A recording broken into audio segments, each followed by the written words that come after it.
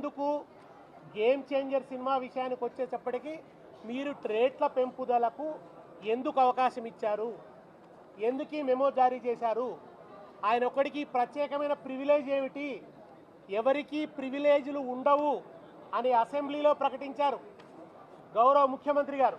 మరి గేమ్ చేంజర్కి ఎందుకు ఈ ప్రివిలేజ్, ఎందుకని ఈ ప్రివిలేజ్ ఇస్తున్నారు? నిజానికి దిల్ రాజు అని ఆయన ఎప్పుడు కూడా తెలంగాణ ఉద్యమంలో కలిసి వచ్చిన వ్యక్తి కాదు. ఆయన ఏ ఒక్కరోజు కూడా తెలంగాణ ప్రజలకు అండదండగా నిలబడ్డ వ్యక్తి కాదు. ఆయన కూడా నిజామాబాద్లో మాట్లాడుతూ తెలంగాణ కల్చర్ను అవమానించాడు. ఆయనకు ఆంధ్రాలో సినిమా విడుదల చేస్తే వైబ్ ఉంటుందట, తెలంగాణలో విడుదల చేస్తే వైబ్ ఉంటలేదట. అయితే తెలంగాణలో సినిమాలు మానుకొని ఆయన దిల్ రాజు, నువ్వు సినిమాలు మానుకొని కళ్ళు మాంసం దుకాణం పెట్టుకో, ఇక్కడ కూడా నీకు వైబ్ ఉంటుంది.